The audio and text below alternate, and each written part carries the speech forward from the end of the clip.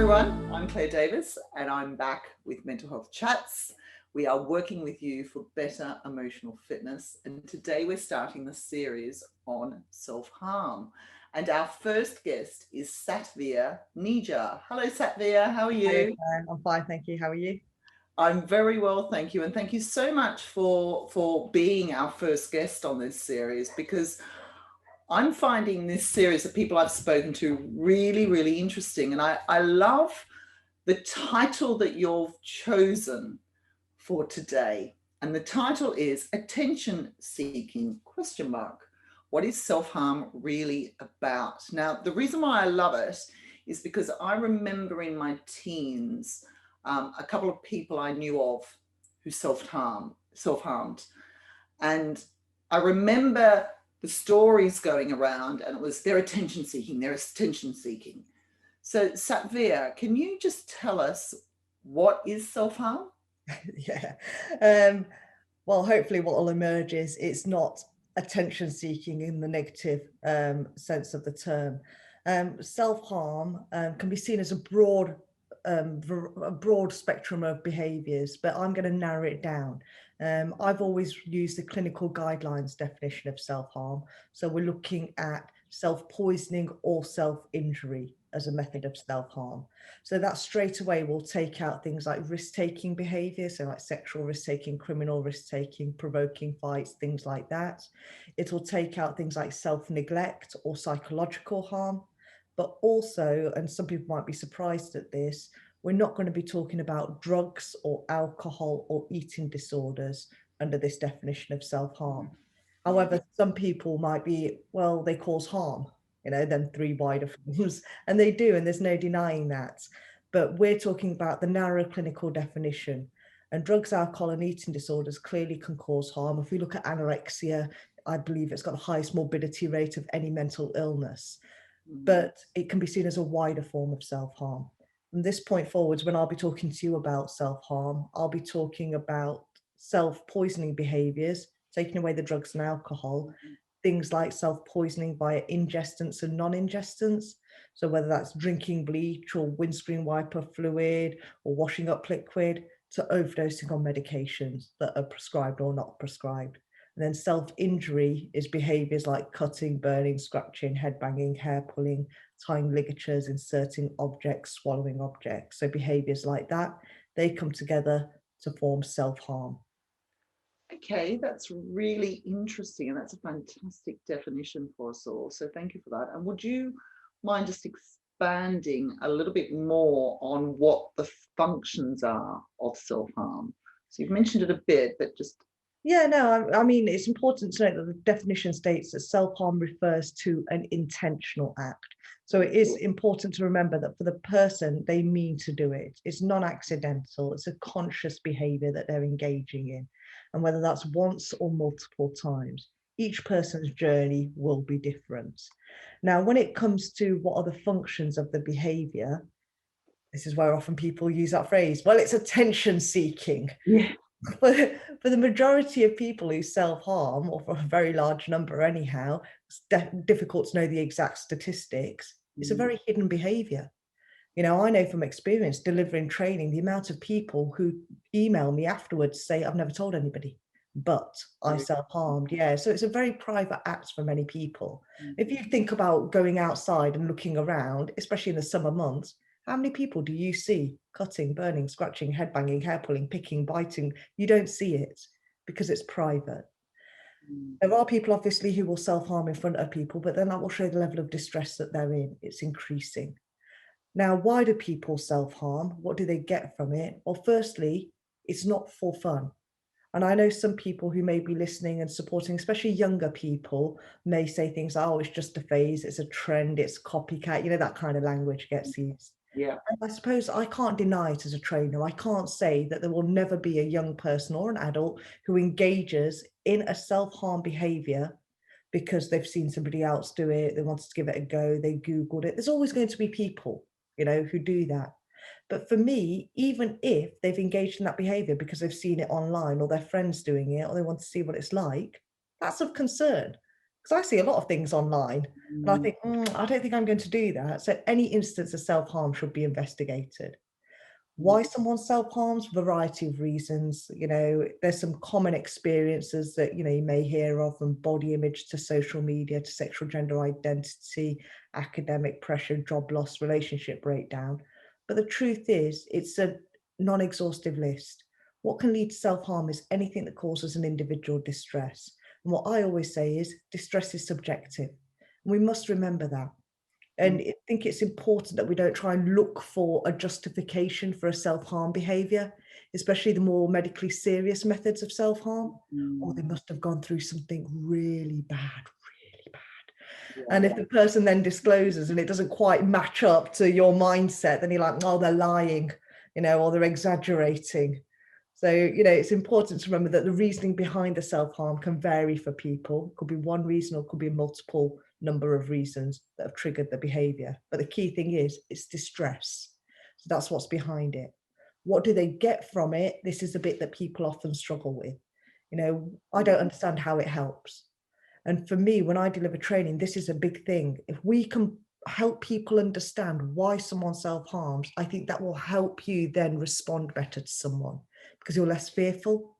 So the analogy that I use, and I know other trainers use as well, is the crap day analogy. So I ask listeners to think, what do you do on your bad day? You've had a really crappy day, and there you are thinking, oh gosh, when I've finished this podcast, when I've sorted that email out, when I've done XYZ, I'm going to, and go to that mindset. And people have various things, from watch TV, have a drink, go for a run, and then ask yourself, why do you do what you do? Why do you do that? And then what will slowly start emerging is things like, oh, it makes me feel better. It's a distraction. I take myself away, so I don't start taking it out on people. And when I now give you the functions of self-harm, you'll see actually it's the same. There's that overlap. So when it comes to the functions of self-harm, if I just list them off, and if you're okay, I'll use me as the example because I've self-harmed. So I self-harmed through distress. I had some trauma in my childhood, and that's why I ended up self-harming. And for me, it's gone into my adult life. If I use cutting as the example, it's seen as a coping mechanism. And to use me, I cut because it worked. And that's why I went back to it. Every time I did it, it worked in the past. So I'd look back thinking, what did I do the last time I felt rubbish? I did this, it worked. So you go back to it. Just like, I don't know if you drink, Claire, but just like you might think I've had a crap day, I'm going to have a glass of wine. Yeah. Do it again. And other people might even know. Your other half might say, you know what, Claire, why don't you have a drink? Your friends might say, go and have a drink. Because it's a coping mechanism. You're not going to change it. It's your control. Yeah. I couldn't control what went on in my home. I couldn't control, being put into hospital or being moved around by services, but I could control what I cut, where I cut, when I cut, how deep I cut. You can control what wine you drink, how big the glass is, It's a relief of feelings.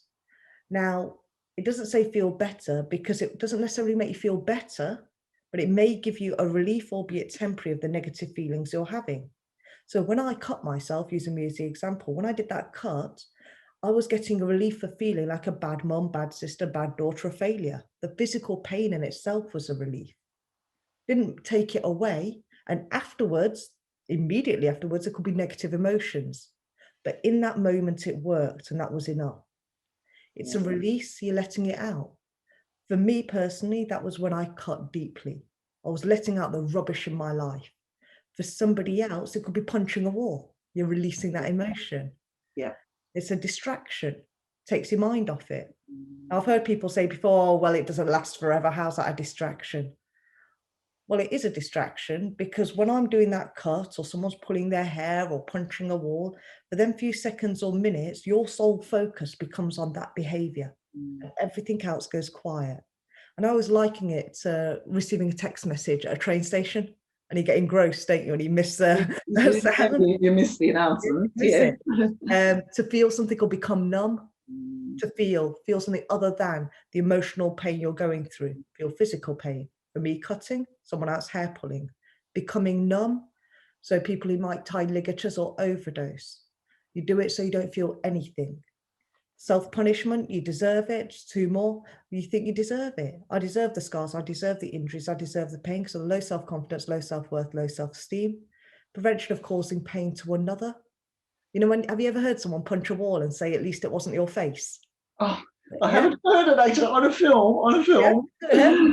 Not to me. Yeah. But you're stopping yourself from taking it out on others or upsetting others. And for some people, that means, I don't say, me and you are really good friends, I don't want to burden you with my problems. I don't want to cause you pain, so I'll deal with it myself. So you self-harm. And finally, a communication of emotional pain, stress, and distress. When someone self-harms, in the first instance, they're communicating to themselves, I'm hurting, I'm struggling. And then there's no denying it. Some people may use their self-harm to communicate to others. So this is why it's so important. If someone discloses that they're self-harming to you, that you don't see it as, they've just told me that they've cut themselves or they're burning themselves. That's not the message. The message is they are in distress. It's a bit like crying. If I cry, I'm not communicating that my tear ducts work. I'm communicating I'm either upset or in distress. And hopefully a conversation will figure out which one it is. Oh, Satveer, I'm just amazed with all the information you have just given us. And you have actually really opened up for me. And, you know, all the listeners out there know I've been training on mental health first aid for so long, but the reality of self-harm, what you have just said in the last 5 minutes is incredible. So thank you for that. And you mentioned disclosing. Yeah. So in a nutshell, just a bit of advice, because I think these mental health chats are about giving people advice. Yeah. If somebody came to you and disclosed that they were self-harming, what are some things that you should say and some things you should not say?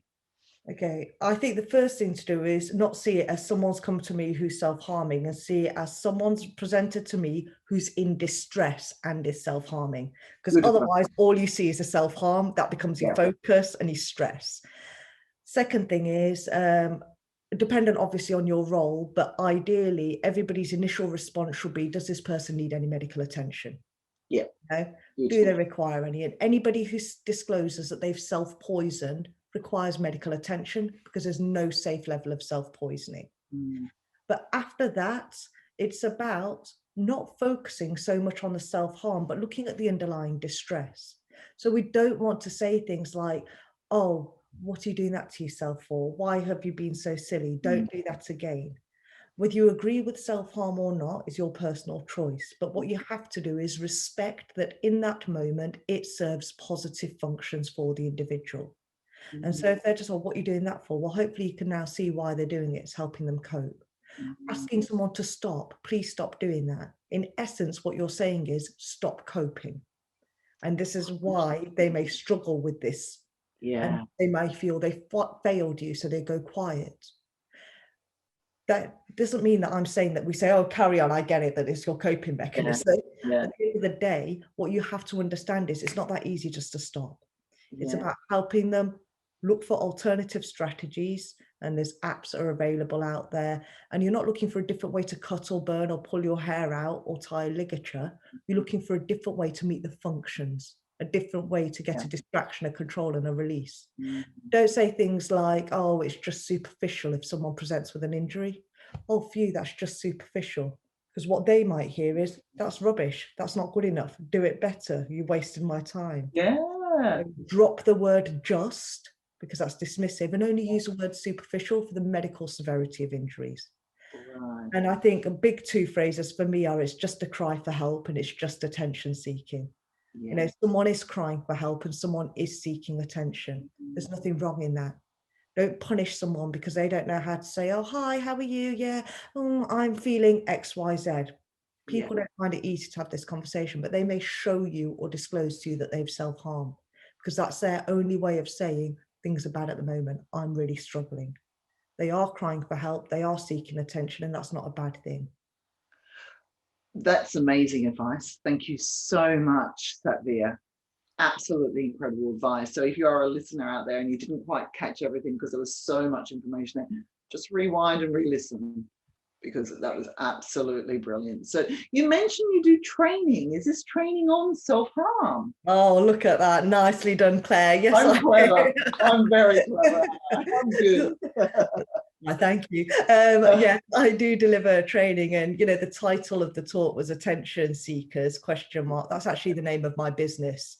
So my business is called Attention Seekers, and it is tongue-in-cheek because I want people to sit up and go, oh, what's that about? Yeah. I deliver training nationally across the UK, happy to go international as well, to a multitude of people. I've delivered, for 15,000 people in 2019, from young people right through to professionals of every background.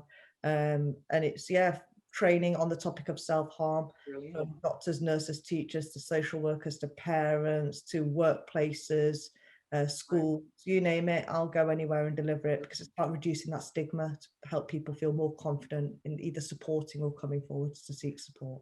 Well, I will definitely be referring you, and I actually was speaking to a client yesterday who does different series on different topics, so I'm going to mention you to her. So where can people find you, Satveer? On my website, www.satveernijjar.com.